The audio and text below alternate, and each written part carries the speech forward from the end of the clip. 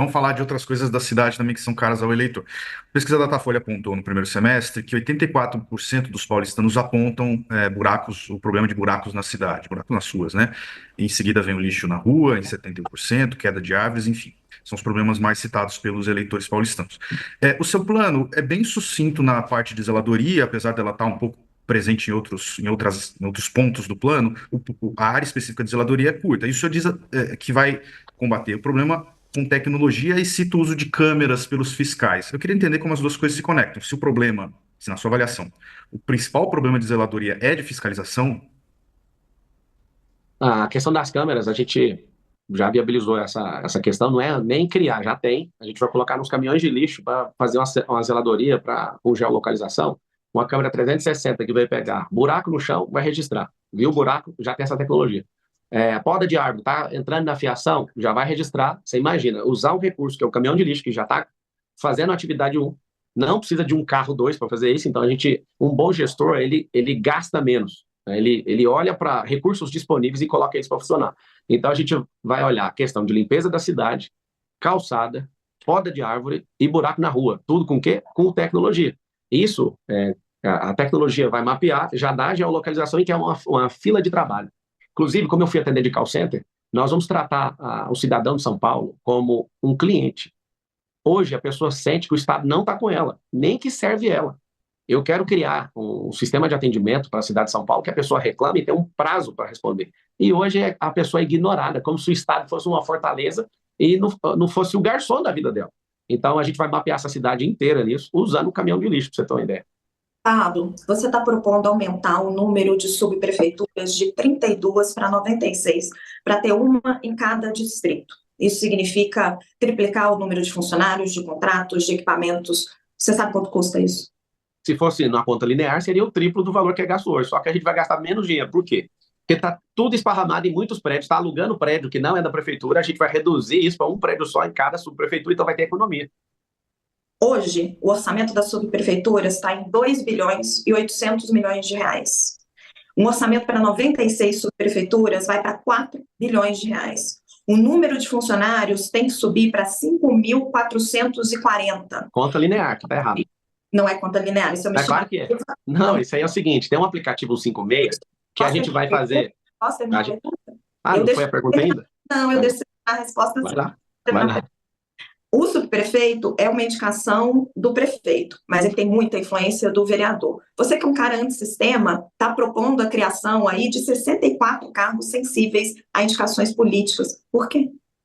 É o seguinte, hoje, do jeito que está, pergunta para o povo. E essa é uma ideia do povo, tá? Tem a prefeitura perto de casa. Nos 96 distritos, a pessoa ela precisa de ir num lugar e fala, agora vai no outro prédio, agora vai nesse. Porque você não entendeu a inteligência desse investimento. E você não pode dizer o que eu entendi ou o que eu não entendi, Pablo. Aí você está querendo ler dentro da minha cabeça, né? Se você ficar menos hostil, talvez você entenda melhor. Você que não pode tirar essa conclusão por mim. Mas aqui não é um debate, aqui é uma entrevista. Então, assim, se você faz sua pergunta, eu faço a resposta, eu te pergunto algumas coisas, a gente vai seguir na nobreza, senão a gente vai partir para a baixaria desse jeito. Seguindo na nobreza. Então, vamos lá. A conclusão por mim. Pode seguir a resposta. Então, tá bom, obrigado. A questão é o seguinte, se for repetir o modelo fracassado do Ricardo Nunes, que é o atual ex-prefeito, a gente vai aumentar de forma drástica. Quando eu te falei a conta linear, o que é a conta linear? A conta linear é pegar o número e só multiplicar ele por 2. Né? Se você tem 32, que é 96, você vai multiplicar isso aí e a gente vai ter 3 vezes o gasto. Né? Por 2, não, por 3. Não é assim a conta é simples. A gente vai pegar esses imóveis sem destinação da prefeitura e vamos reduzir o tamanho e vamos migrar para um 56, que é um aplicativo que ninguém está usando.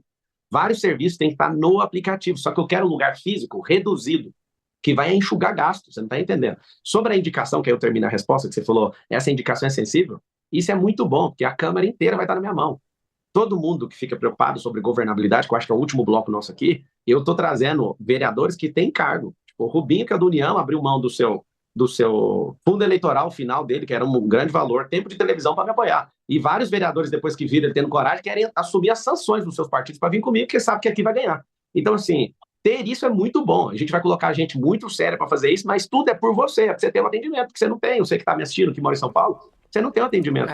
Você vai ser cliente. Nós vamos tratar você como um cliente de luxo. Você tem que ser atendido. Você não pode. Você vai matar um dia de serviço para ficar rodando em 3 prédios da prefeitura. Vai ter um prédio perto da sua casa. Isso é uma coisa básica. E tem um custo, né? Com 56 funcionando de verdade. Esse atendimento tem esse custo que, como você disse aí, é alto e tem que ser estudado.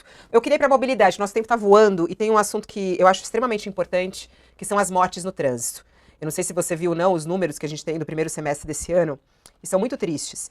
32% de aumento, 520 vidas perdidas nas ruas da cidade de São Paulo nesse primeiro semestre desse ano.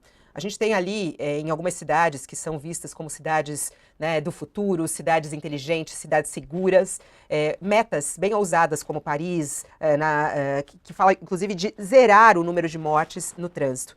Isso não consta no seu plano de governo, algo para reduzir mortes de trânsito. Queria saber, isso te preocupa? Você tem alguma ideia de como reduzir as mortes no trânsito de São Paulo? A gente está com um problema que a nossa cidade está entre as tops do mundo, né, em violência no trânsito. Lembra que eu falei sobre o ensino de inteligência emocional?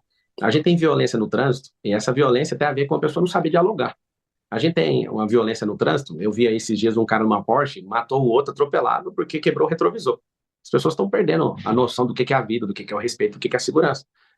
A gente investe isso na escola, no braço educacional, em todas as empresas. Eu quero treinar a cidade de São Paulo na habilidade socioemocional para a gente conviver junto.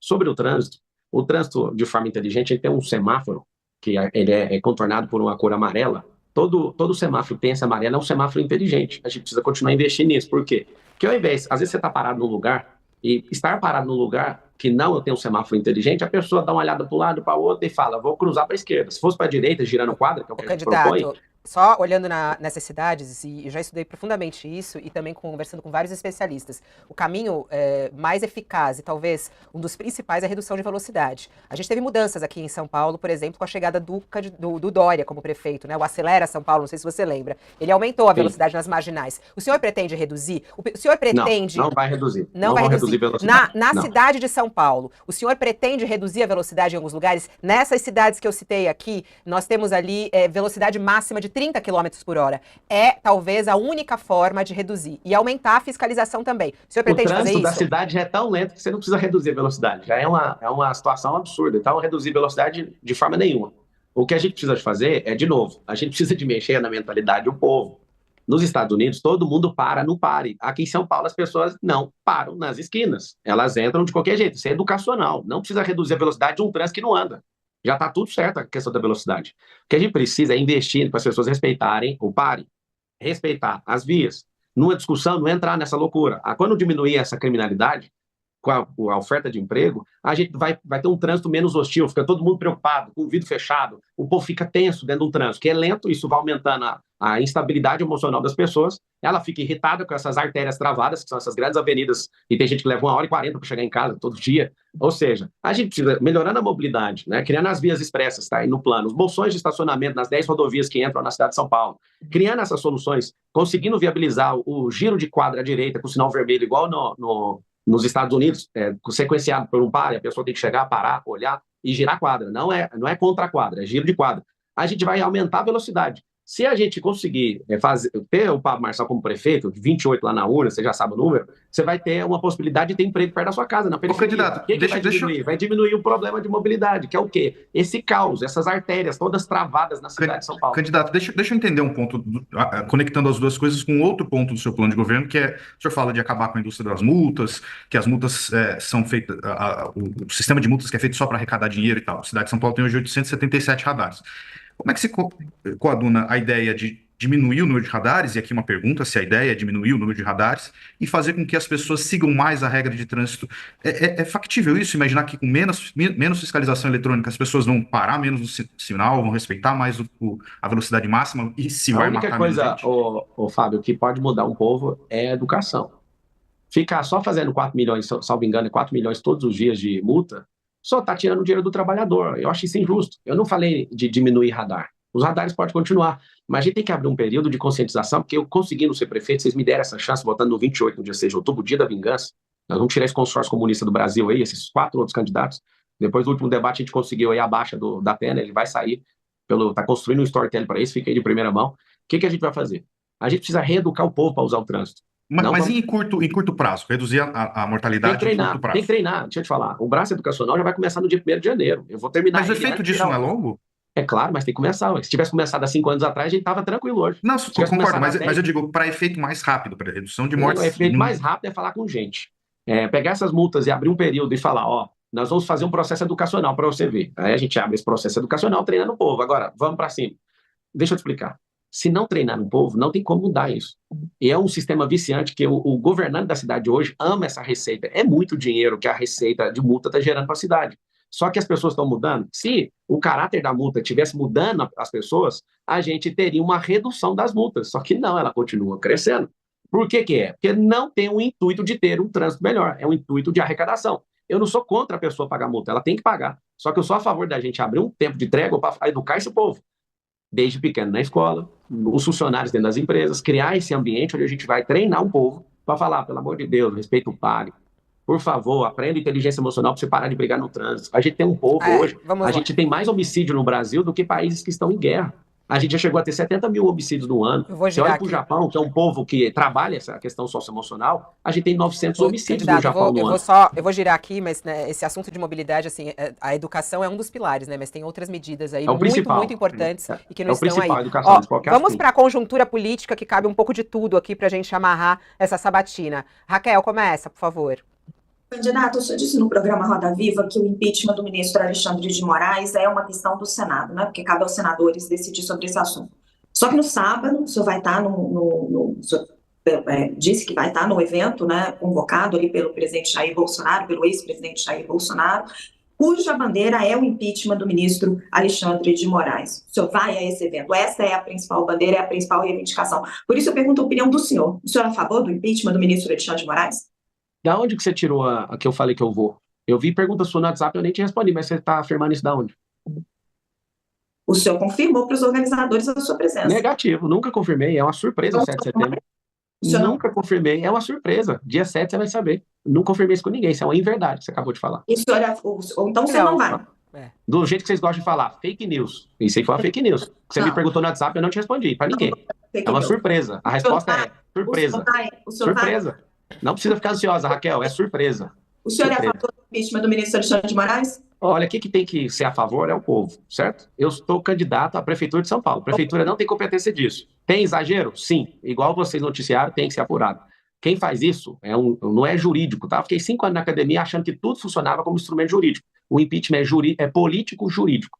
Se não tiver alguma situação em relação aos exageros, eu acredito que ele vai ter um problema muito grande. O que ele precisa de fazer? Ele precisa reconhecer esses erros. Falando agora para não criar uma ruptura, porque o impeachment cria uma ruptura absurda. Então, vocês precisam cobrar os senadores. São 81 senadores da República que precisam ser pressionados até a morte. Vou melhorar para não parecer que eu quero que matem eles. Eles têm que ser pressionados até o último respirar deles enquanto senadores da República. E precisa fazer isso.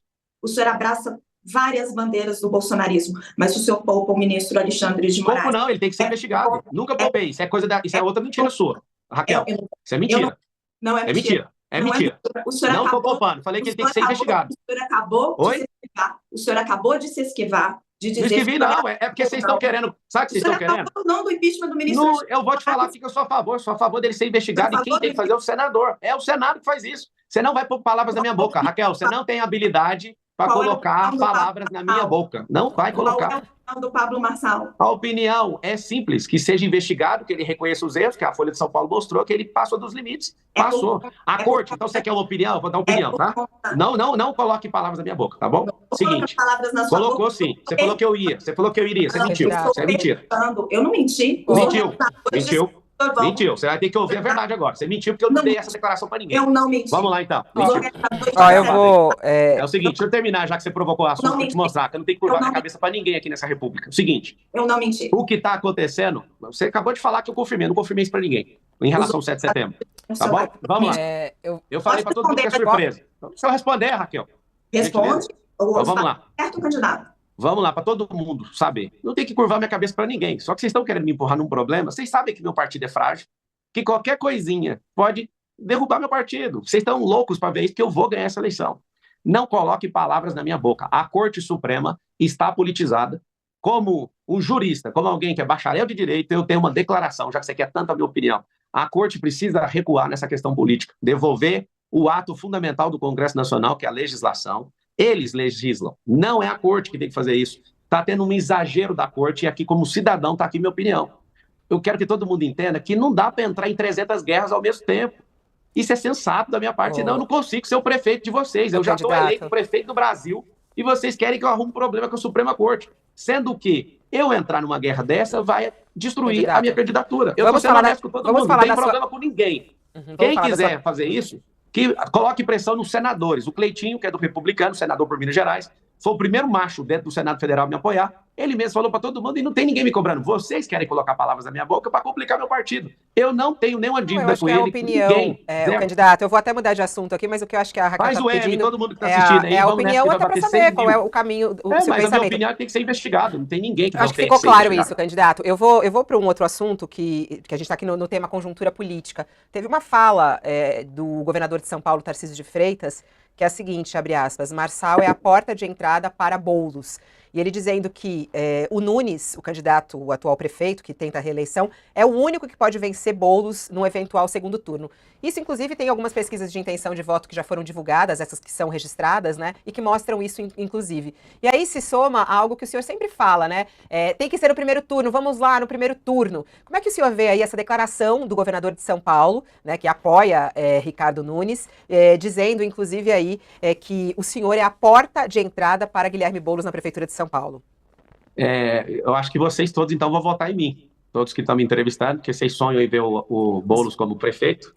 O voto é secreto, né, candidato? O voto é secreto. A gente não pode contar para ninguém. Se eu sou a porta de entrada para o Boulos, votem em mim no primeiro turno e a gente resolve. Quem falou isso foi o governador no vídeo de campanha do Ricardo. Foi no vídeo de campanha. Eu acredito que o Tarcísio está enterrando a carreira política dele com essa declaração.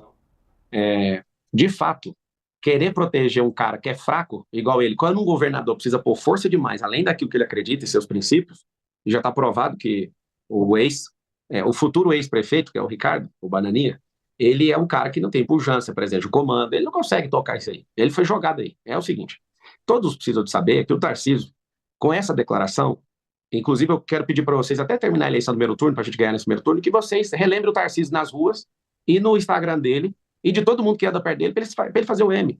Ele não é obrigado a deixar de apoiar o Ricardo. Agora, colocar meu nome no meio, eu fiz um combinado com ele de cessar fogo. Só falaria dele se ele tocasse no meu nome. Então, aqui continua o combinado. Ele tinha parado, porque toda entrevista eles estão falando de mim, inclusive todos estão falando de mim, quero agradecer, não parem que isso tem contribuído para a gente vencer no primeiro turno, porque a gente não tem televisão, fundo eleitoral, nem padrinho, nem rádio, nem nada. O Tarcísio, insistindo nessa tese dele, primeiro ele fez uma grande cagada, que falou que entre Boulos e Pablo no segundo turno ele anularia o voto. Ele reconheceu isso. Agora ele faz uma segunda. Ontem saiu uma notícia que o Bolsonaro, nem sei a veracidade da notícia, estou falando pela notícia, que o Bolsonaro falou que o Tarcísio tem que se afastar. O Tarcísio é uma criatura feita pela transmissão de voto do Bolsonaro. Ele vai ter um problema muito sério eleitoral em 2026 se ele continuar nessa de me atacar, porque eu tenho representado essa frente do conservadorismo. Ela não tem dono, mas eu sou o representante forte aqui na cidade de São Paulo. Então, um recado para o governador. É melhor você defender o Banana sem falar do Homem de Ferro. Por quê? Porque senão vai dar problema para você. E eu acredito nisso, uma análise política, e eu termino respondendo isso. Não enterre sua carreira política, porque senão você não vira presidente nunca mais e não ganha nem para governador do estado de novo.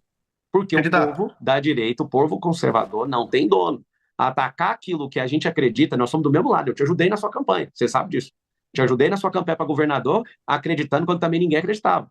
Quando você fala de pesquisa, já finaliza, você pergunta, ô Fábio, quando a pessoa fala que a pesquisa diz isso, a pesquisa de vocês não previa minha entrada. A pesquisa de vocês falava que o meu teto era 7. A Veritat que acertou, são várias, né, candidato? Não é pesquisa nossa. O senhor, quando fala, parece que nós estamos pesquisando. Não, mas é que eu tô te falando. Sabe o que é pesquisa? Essa última agora foi o Real Time que falou isso. Tem a pesquisa do Real Time que falou isso. Falou. Sabe por quê? Vou te explicar por quê. Porque é só mudar o viés da pesquisa. É para forçar a barra na sua cabeça. Por que o Datena vai sair agora? O Datena vai sair agora para a pesquisa mostrar o Boulos na frente. Eu já estou na frente dos colados do pelotão. É só pegar a Veritat. Saiu na CNN, saiu na Veja.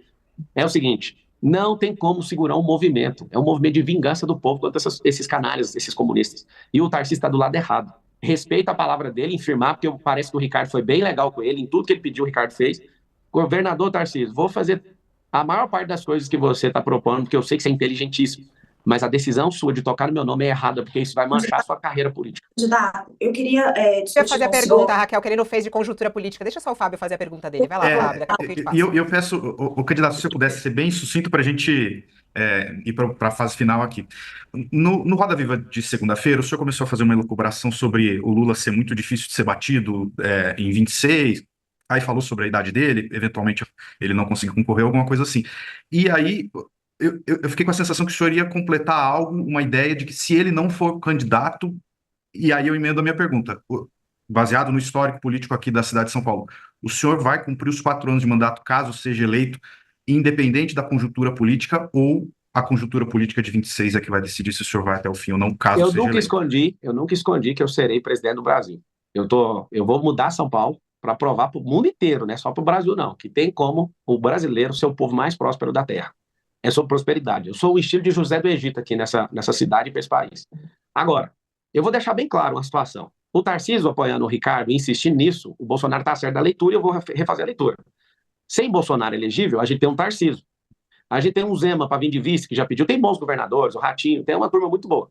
Mas, se o Lula morrer, eu saio candidato a presidente do Brasil. Então, a única condição que eu vou colocar vai ser essa.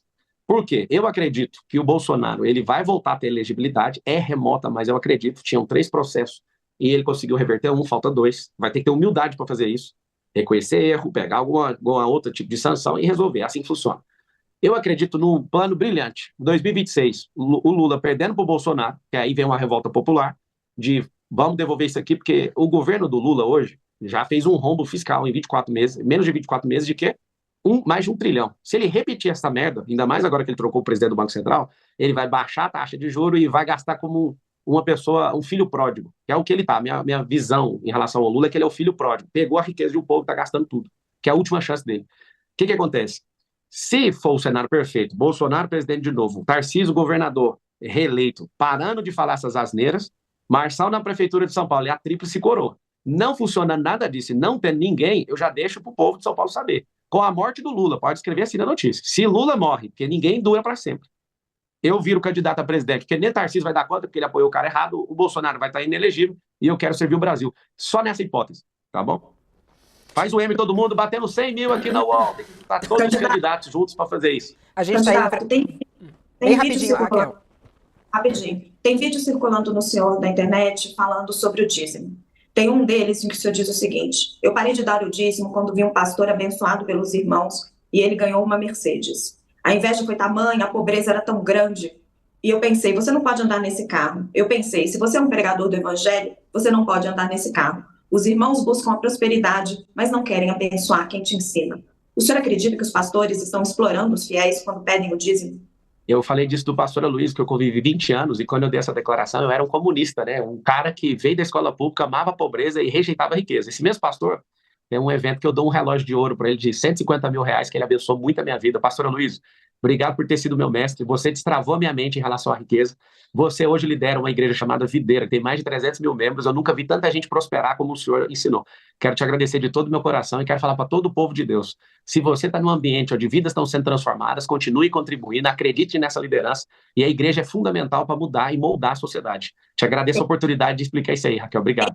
E convoca o povo de Deus. Vamos vencer os comunistas e vamos tocar esse povo lá para Venezuela. Comunista não vota. Cristão não vota em comunista. Jesus nunca dividiu o pão, ele multiplicou o pão. Candidato, para esclarecer, tem outros vídeos também falando sobre isso. Pode pegar todos os vídeos. O senhor está voltando atrás? O senhor acha agora que tem que pagar o dízimo? A minha cabeça era de pobre. É igual vocês discutindo o prédio de 1 quilômetro, sendo que vocês nunca construíram nada. É igual vocês falando de 2 milhões de empregos, sendo que vocês nunca geraram. Vocês mesmos, jornalistas, vocês nunca geraram emprego, vocês não sabem o que é isso. Vocês nunca geriram nada. É difícil ter que discutir com alguém que nunca fez isso. Eu era pobre, mentalidade de miséria e essa mentalidade de desonra. A pessoa que me serviu a vida inteira, eu já modelei mais de 200 pessoas. Uma das mais importantes foi um pastor, Aloysio Silva. Eu quero falar que eu amo a sua vida, obrigado por todo o investimento e todo o dízimo que eu dei nessa igreja, eu prosperei muito e eu quero que todo mundo tenha a liberdade de fazer o que quiser. Um beijo no seu coração, candidato, o tempo tá esgotado aqui, né? Eu vou ainda dar os seus 2 minutos finais, mas eu tenho só uma curiosidade, tem muita pergunta que chega sobre isso, né? Como funciona o seu poderoso e eficiente sistema de comunicação de redes, né? A gente sabe aí das suas redes oficiais que foram derrubadas pela justiça, rapidamente a criação das redes paralelas que estão bombando, né? E fora o engajamento de tudo isso. Enquanto a gente está ao vivo, cortes são feitos, são publicados e tudo mais. Eu gostaria de saber como é que é feita essa equipe? São voluntários? São contratados da sua campanha? Quantas pessoas atuam nessa sua poderosa rede de cortes e comunicação? Obrigado. Eu nunca esperei que a Fabíola ia falar que alguma coisa minha é poderosa. Quando acabar a eleição, eu vou lançar um canal de televisão também. Eu vou virar apresentador de TV, sendo prefeito de São Paulo. Eu vou virar o cara, ser um filantropo mais poderoso do Brasil. Esse é meu alvo. Um dia eu chorei vendo o Bill Gates doando 5 bi de dólar. E eu fiz uma oração, falei assim, Deus, eu não admito ser uma pessoa que doa menos que esse cara. Me faz prosperar que eu quero ajudar o povo. O que acontece? Os cortes, deve ter milhares de pessoas cortando para ganhar dinheiro no TikTok. A pessoa faz o corte, a maior parte dos cortes que vocês assistem não é a minha equipe que faz. Esse corte já está pronto. As pessoas estão aqui agora assistindo. Esses 103 mil pessoas aqui que eu estou dando de audiência, eu quero que vocês lembrem disso. Quando vier os outros candidatos, isso aqui vai ser uma lástima de audiência. Tem uma grande parte de pessoas que estão aqui fazendo os cortes. A minha equipe fica caçando, 3 garotos que ficam caçando esses cortes. Tem um que fica fazendo um corte no próprio celular, só que a maior parte dos cortes e do conteúdo é o que o Facebook faz. Eu vou te dar uma aula aqui, todo mundo está assistindo, precisa aprender. O Facebook é a maior ferramenta do mundo de criação de conteúdo, só que ela não cria uma vírgula de conteúdo. Eles têm mais de 10 mil programadores ali em Palo Alto, eu já tive lá no Facebook, no Meta, e aí esses funcionários, eles só programam. Agora, conteúdo quem gera é o usuário. Eu descobrindo isso em Palo Alto, na Califórnia, lá no Vale do Silício, eu descobri o seguinte, que eu não preciso ficar gerando conteúdo. O conteúdo, ele é recortado por essas pessoas. Então, vocês vão aprender a jogar isso ainda. A política está confusa, eles estão juntando os 3 partidos políticos com os seus 3 marqueteiros para tentar me frear. Aí fica mentindo que eu sou de PCC. Mas, PCC, candidato, por exemplo, nesse momento... contra comunistas. Candidato, não, eu quero saber a mesma prática, porque o senhor falou agora, são 3 pessoas que fazem o corte para você. O corte é mais ficar buscando o corte que já está pronto. Enquanto a gente está ao vivo aqui, você já fez 10 cortes da nossa entrevista, né? No Instagram. Sim. Quer dizer, não foi você, foi a sua equipe. Então são 3 pessoas, esses são funcionários da sua equipe, é isso? Que estão trabalhando na sua campanha. Sim, mas a maioria dos cortes, todo mundo está assistindo, os cortes eles entram. Deixa eu ver se eu tenho TikTok nesse. Não, mas é os que estão publicados na sua rede agora, o que está na sua rede. Mas isso é tão simples, é só pegar o CapCut. O cara que está postando está aqui do meu lado. Ó. O cara está bem aqui do meu lado, ele está sentado me assistindo, ele ouve, ele já vai lá, pega um pedaço e corta. Ele já pode. 2 minutos para você encerrar. Vai decorrer ao longo do dia. Para eu explicar mais, vocês vão ter que vender a mentoria. Só que eu sou prefeito agora, eu vou parar até aqui. Porque isso aqui é o que me trouxe até aqui, sem dinheiro público, sem TV, sem TV de rádio, sem padrinho político, só Deus e o povo. Agora, quer aprender mais, vai ter que comprar a mentoria depois de 6 de outubro. 2 minutos para encerrar, candidato. Seu recado final aí para a audiência. Obrigado, Raquel. É sempre muito bom falar com vocês, ao Haddad aí. Vou falar Fábio, que depois alguém vai fazer um corte falando que eu tô mandando abraço pro Tachad. Fabíola, foi muito bom. Eu acho que foi bem propositivo mesmo. Gostei, acho que essa pode ser considerada a melhor entrevista de propostas. Lá no Roda Viva, infelizmente, de 18 perguntas, 15 era só de baixaria, aí tem que levar, corte rápido, né? Mas eu agradeço ao povo de São Paulo. Eu não sou o melhor cara de São Paulo para ser prefeito dessa cidade, não. Deve ter 10 mil pessoas melhores que eu, mas não tem a coragem que eu tenho, não tem o desapego que eu tenho, não tem a inteligência emocional que eu tenho, não tem a capacidade de gestão que eu tenho. Em relação aos meus concorrentes, nenhum deles consegue vencer em absolutamente nada. Numa disputa de física, mental, nem espiritual, nenhum. Talvez uma pessoa deve ganhar de mim na prova do Enem, que eu vim da escola pública, a pessoa estudou em outros lugares, mas fora isso, eu sou o que tem um coração já voltado para o povo, o que mais enriqueceu, o que mais pagou imposto, a pessoa que mais ajudou no Rio Grande do Sul, individualmente falando, na África. Eu quero que seu filho tenha escola, eu não quero que seu filho seja preso, eu não quero que você tenha injustiça, eu não quero que seu filho seja morto pela polícia, eu quero investir numa escola olímpica, eu quero mudar o rumo desse país, e eu estou aqui para te falar que até 2050, a minha entrada na política é para cumprir essa palavra. Até 2050, nós seremos a nação mais próspera da Terra. Eu carrego esses códigos, nenhum político tradicional tem isso. Eles não entendem de riqueza, não sabem nada de mentalidade, nunca vai mudar a sua vida. Então esparramam para todo mundo essa frequência. Eu estou aqui, eu vou ficar 12 anos na política. Depois eu vou sair e vou curtir a vida com a minha coroa, que é a minha esposa Ana Carolina, minha única namorada. Eu te amo, Carol. Obrigado pelo tranco que você está passando aí. A Carol quando ela me viu primeiro nas pesquisas, ela ficou muito mal, porque ela sabe que tudo que eu falo acontece. E eu estou aqui para servir vocês. Eu sou servo seu, servo do povo. Essa animosidade com os jornalistas vai passar. É necessário que aconteça isso. Me perdoe quem não gosta do meu perfil, mas eu sou o único que pode ajudar a mudar a sua vida. Um beijo para todo mundo. Dia da Vingança, vote 28. Dia da Vingança é dia 6. Quero agradecer muito a sua participação aqui.